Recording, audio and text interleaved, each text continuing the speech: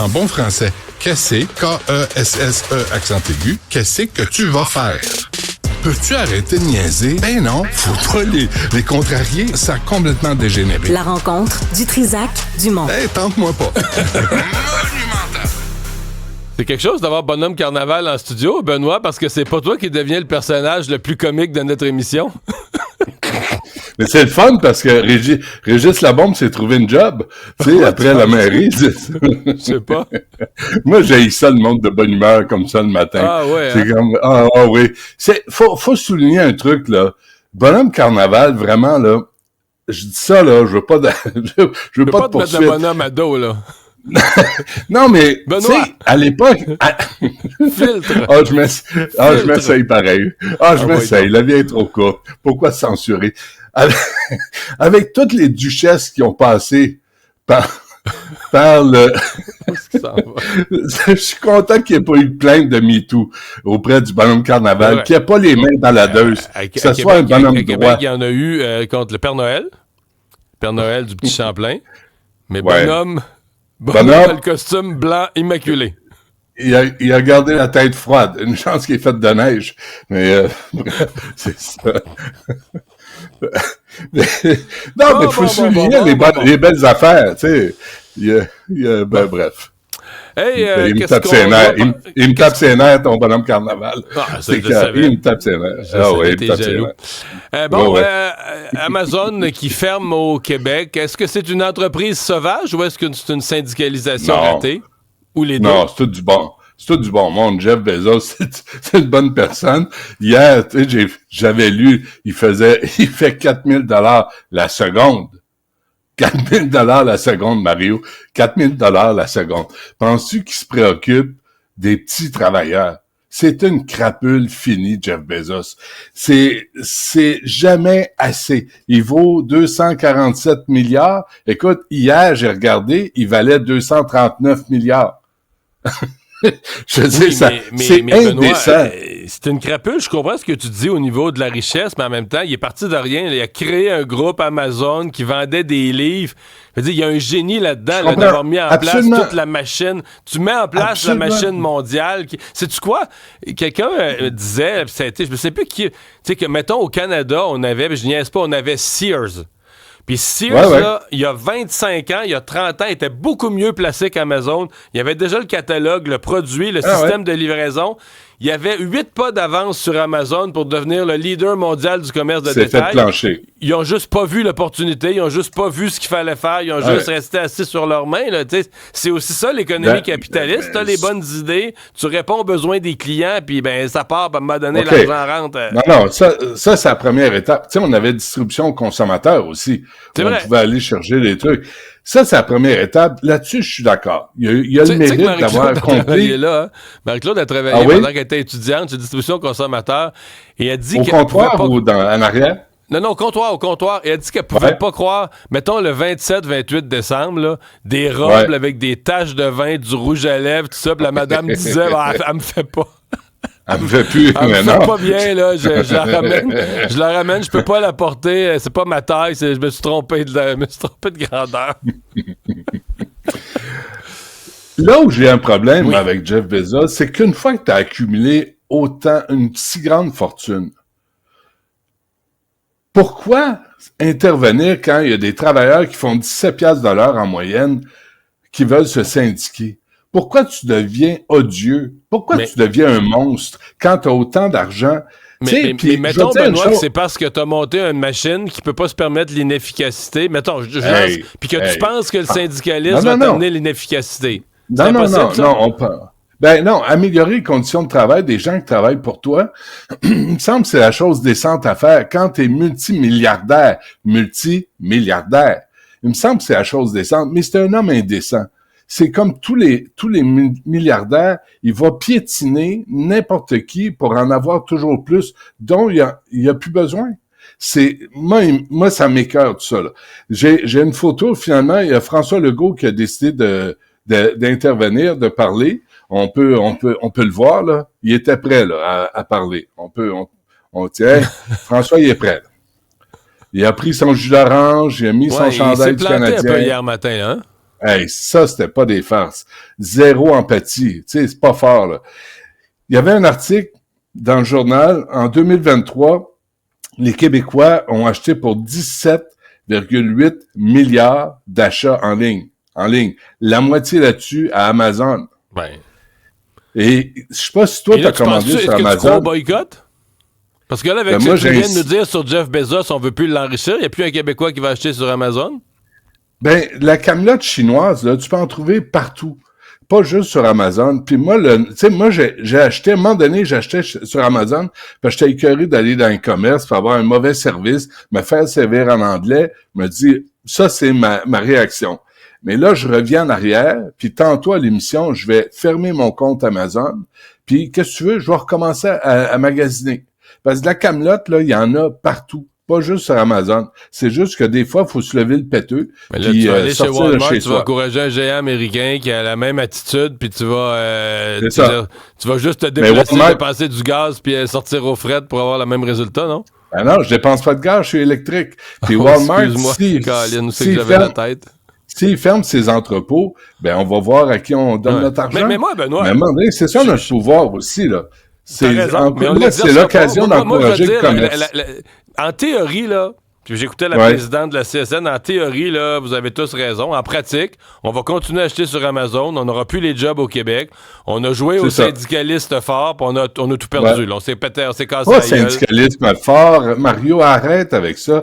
C'est une obsession. Les gens font 17 piastres de l'heure. Ils n'étaient pas payés le temps supplémentaire. Ils se faisaient... Tu sais, arrête avec ça. Ils ont le droit d'avoir des revenus décents. Les normes du travail s'appliquent à Amazon comme aux autres. Mais là, ici, est-ce que la CSN s'est plantée? Est-ce que la CSN s'est plantée, mis un doigt dans l'œil ou pas? Non, parce qu'ils ont fait leur job, là. Tu sais, qu'est-ce que tu veux faire? Les gens veulent se syndiquer, puis Amazon, ben, ils font une maladie mentale de ça. En passant, ce que moi, je veux entendre aujourd'hui, soit M. Legault, soit Sonia Lebel, soit Éric Kerr, n'importe quel ministre, et de mettre fin au compte du gouvernement du Québec, Amazon. Parce que en 2020, on a appris en 3 ans, le gouvernement du Québec avait dépensé 2,2 millions de dollars en commandes d'Amazon, des coques pour des téléphones, toutes sortes de niaiseries que tu trouves chez Dollarama. Allez chez Dollarama à place.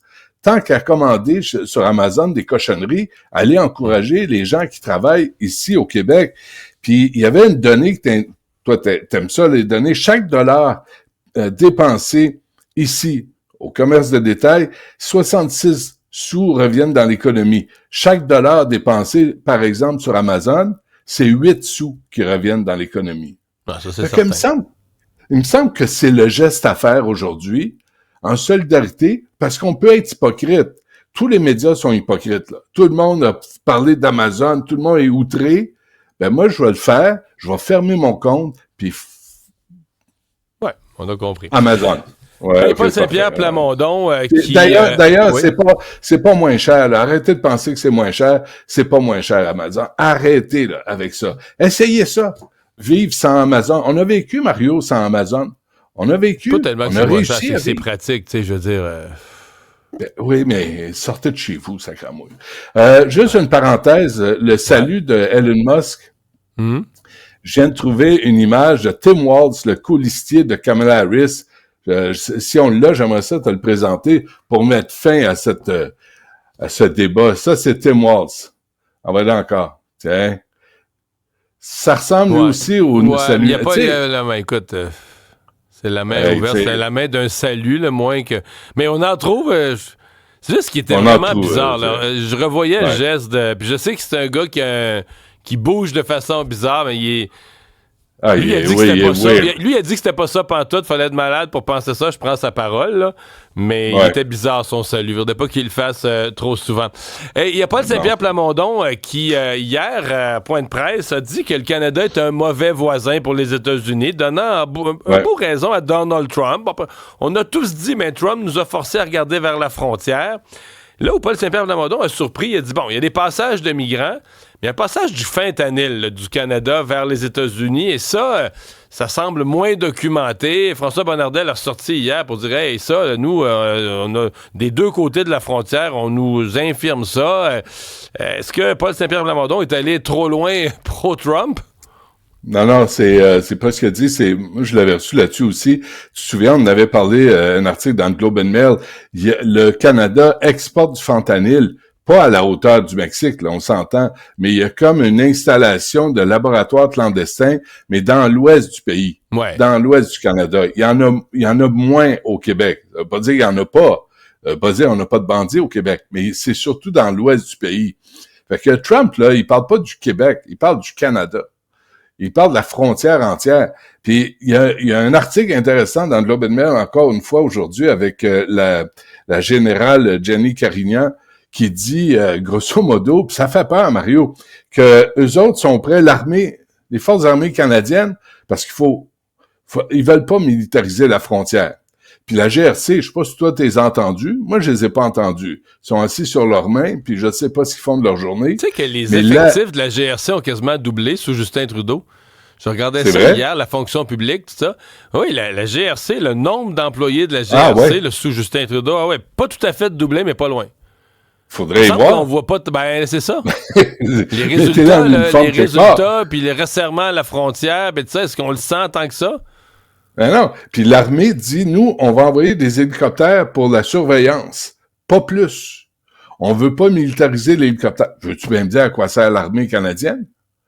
Tu sais, c'est le temps, là, de montrer à Trump qu'on s'en occupe. Parce qu'il fait du chantage, puis il va nous trancher la gorge avec sa hausse de tarif de 25%. Il va tuer notre économie. Puis nous autres, on est là, puis on dit, on veut pas militariser la frontière. Ben oui, c'est ça qu'il veut voir, le bonhomme. Faites-lui plaisir, on les a. Y a-tu les hélicoptères? Appelez-les, faites le tour, surveillez la frontière.